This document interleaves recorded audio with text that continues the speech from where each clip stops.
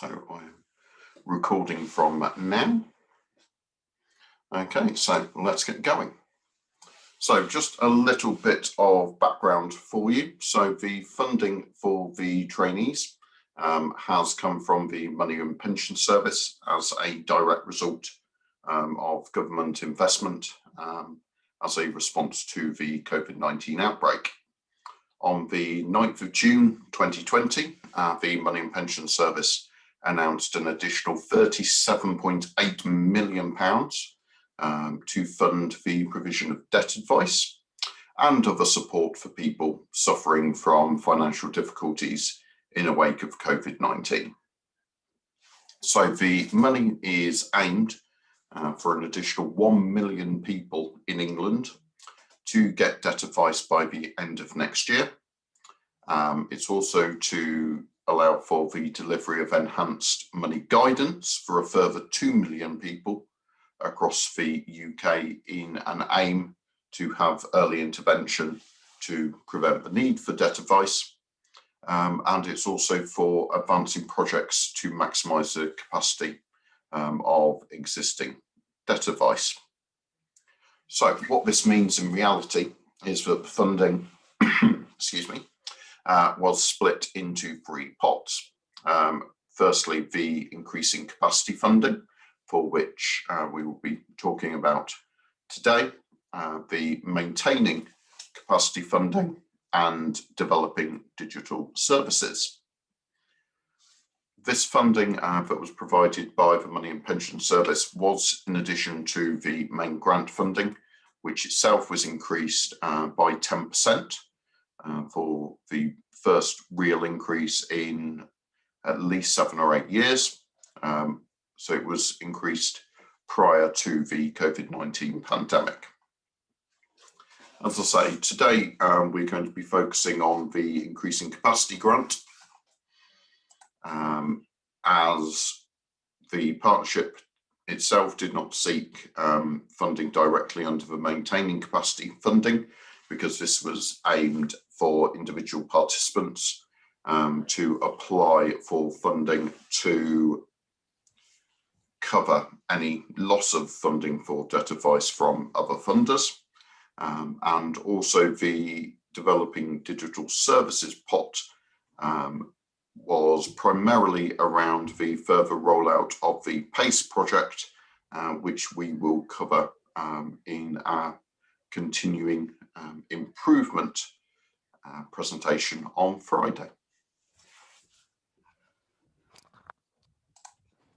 Okay, so a little bit of a timeline for you. I'm not going to go through this line by line, but it gives you a little bit of a flavour.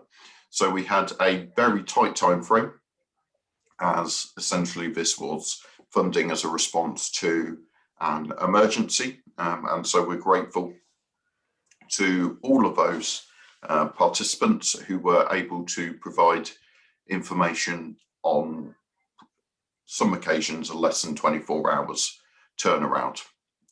So there was the period over the summer of the grant being advertised and expressions of interest being provided. Formal bidding took place during August and the early part of September. The grant was then finally signed off towards the end of September, and the recruitment for trainees began in earnest at the end of September and then went through until the end of October, with the interviews beginning on the week of the 26th and ending on the 30th of October itself. We have successfully managed to recruit all of the trainee roles. So we have 14 trainees which we were allocated as part of the funding, and we have successfully allocated across the partnership for all of those roles. There will be 3 trainees who have started on the 2nd of November, with 2 of those at our partner Citizens Advice Bath and North East Somerset, and 1 at Citizens Advice South Somerset, with the remaining 11 trainees commencing their employment across the partnership on the 30th of November. So once the trainees have started their employment, they will have 2 weeks where they're with their agency going through an induction, and then they will start upon the MAPS funded training plan, which we will turn to shortly. The roles have a fixed term of 12 months to match the funding period, but we are hopeful and confident for an extension of funding beyond that initial 12 months, so that we can have that greater capacity moving forward to providing advice for the clients who need it. In addition to the trainees, then the funding allows for further support roles. So we will be having 2 additional central supervisors to join the team of supervisors both in-house and the central supervisor who we have in place already. And those supervisors will be providing technical supervision across the partnership. And further, we have 1 part-time quality assurance role to provide support to Susan, our quality manager, as the partnership with the new trainees has increased in size by 75%, and therefore it's only right that we have some level of support for quality assurance purposes to ensure that advice is being provided correctly for the client. So the split of the trainees across the partnership is on this slide. So we have 2 trainees being placed at Citizens Advice Bristol, 2 at Citizens Advice Bath and North East Somerset, 1 at Citizens Advice North Somerset, 3 are going into Citizens Advice South Somerset, 2 are going to GL Communities in Gloucester, 2 with North Bristol Advice Centre, and 1 apiece at South Bristol Advice Service and St Paul's Advice Centre. This shows that 8 of our 9 partners are having trainees placed with them.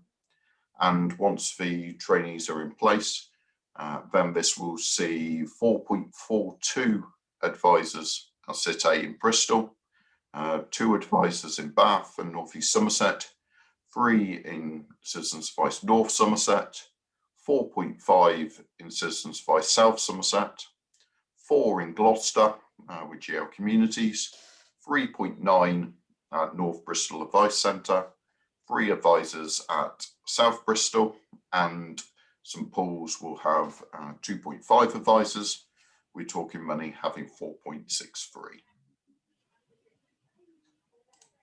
So with regards to the training plan itself, then we have developed a full training plan to cover the 52 weeks, which incorporates the MAPS training that is being offered. The MAPS training is being provided through Wiser Advisor and is fully funded by MAPS in addition to the funding that has been provided to us directly. The training plan allows, as I said earlier, a first couple of weeks being an induction, which is led solely by the participants, and then they will embark for between 11 and 12 weeks on the intensive training plan developed by Wiser Advisor. That training plan includes a mix of virtual classroom learning through Zoom, Adobe Connect and other software, through e-learning and through some self-study. Following the completion of that training in around week 15 of employment, then as a partnership we will be putting on further training for trainees around the case management systems such as Advice Pro Casebook, around the Flex omnichannel software and the Embark budgeting tool, which we will be going into much more detail about both Flex and Embark on Friday, so I don't want to give too much away today, and it means that you don't turn up on Friday. So please come along to that session for more information. And the training will also provide a background as to the partnership itself. Further, as part of the training and part of the grant agreement with the Money and Pension Service, then we are to provide money guidance course for our trainees to participate in, and that's to be planned to be provided before the end of March next year. So the aim of all of this training is to provide the trainees with not only the knowledge to advise, but also the skills to do so. We do understand and appreciate that a lot of learning does come from shadowing and on-the-job training. And so as part of a 52-week plan, we have factored that in as a mix of learning on the job and advising. But from the end of the training, as per our agreement, there will be some advising by the trainees. As I say, that advice giving has been factored into our full 52-week training plan. So we have set that out, and that is due to be shared across the partnership this week. During the entirety of the 12 months, the trainees will not have any targets for volumes, and however, there is a requirement to report the number of people that the trainees are seeing, but there would be no pressure upon them to be seeing a certain number. For clarity, any persons that are seen by the trainees would not count towards the volumes in the main grant funding that funds the advisors currently in place.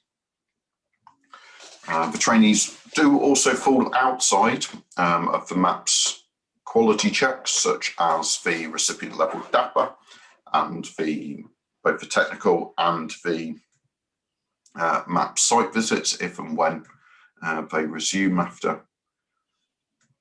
we are all vaccinated by Christmas, hopefully. So that's, although they do fall out of that, then we do expect the work to be supervised by the supervisors in place for the trainees, so that firstly it's correct advice for the benefit of the client, but also it allows for good habits to be formed from the outset, because if funding is extended and the trainees are then brought into the main grant funding, then they would be subject to those file reviews, DAPA, site visits, etc. And therefore, we don't want them to get into bad habits and get a bit of a shock when they fall into those quality checks. Okay. So advice is also to be provided through several channels, and to allow for this, then we have been working with an organisation called Ciptex to develop the Flex platform for omni-channel delivery, which allows for advice by video calling, by text message, WhatsApp message, by email and by telephone. All of this in addition to a face-to-face service. The Flex system would also then work with any other systems that participants already have in place to allow for advice to be delivered by the various channels. As I say, more information around that is to come on Friday, so please tune back in at 9:15 on Friday for all of that information about Flex, and then also about Embark as well. One of the main branches to the training project, one that we feel is the most important, is to ensure that trainees are fully supported.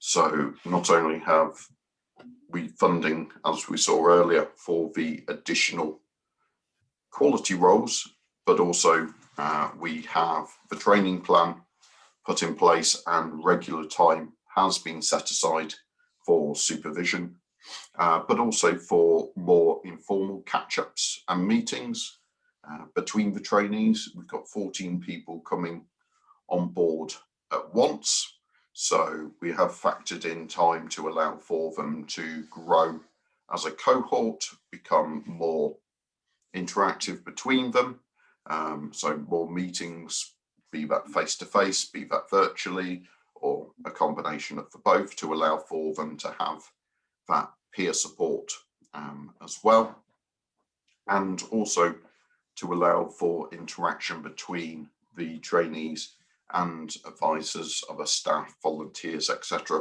who are already in place working on the project, to be able to garner that knowledge and that experience from those other members of staff, to allow for them to be fully integrated both into the teams within their agency, but within the Debt-Free Southwest partnership as a whole. So this project has been essentially a gargantuan effort from everybody concerned in setup, but it has only just started. However, the opportunities that this level of funding has brought in, with 14 extra people coming into the partnership with new ideas, new talents, new skills coming into the sector, is very much welcomed, and to me is really an exciting moment moving forward. Okay, so that is the end of today's presentation. We shall now move on to the question and answer session. I'm just going to bring the chat box up. So if anybody has any questions or queries, then please feel free to type away into the chat box and I will try and answer them for you.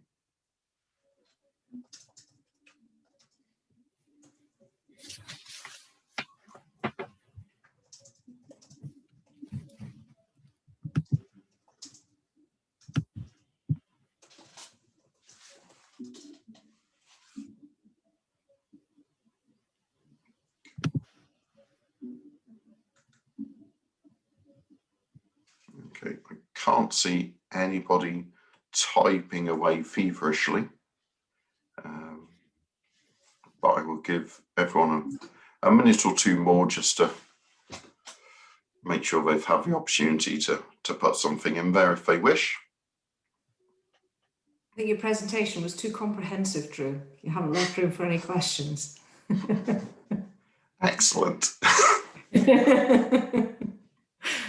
I was just going to say that we better be, anyone who's already been doing debt work for some years had better be on their toes then with all these trainees, haven't they? Because I'm going to have to do some catch up, I tell you. Yeah. You're not wrong, Diana. Yeah. I think we'll all be chasing our tails a bit with all these new bright young things coming in. Well, at least they can tell us what the new courses are and we can shoot off and do it quietly. That's true. And That's the new true. channels. The new digital channels be good to practice on as well. Exactly. I see we've got at least 3 or 4 trainees here with us today, so I thank them for coming along and listening to me bleat on for about 20 minutes. So yeah, thank you everybody for coming today. As a teaser for tomorrow, then we have the launch of the brand of Debt-Free Southwest and the new website. So it's all steam ahead for Talk Money Week. So thank you very much for everybody coming. As a reminder, if you are going to tweet or post about today, then please use the hashtag #TalkMoney. And I look forward to seeing you again 9:15 tomorrow. Thanks very much. Thanks, Drew. Cheers. Bye-bye, everyone. Bye. I managed to miss yesterday's because I was having logging in problems. Was that one recorded as well? Just is it worth? As it was a warm up, then it wasn't. You wasn't. Well, okay. intro wasn't, but the slides will be available on the new website from next week. Okay, lovely. What's the new website again, please? It will be debtfreesouthwest.uk. Debt-free Southwest, all one word. Yeah. .uk, sorry? .uk. Okay, thank you. Okay, lovely. See you all tomorrow. Thanks very much. Cheers. Bye-bye.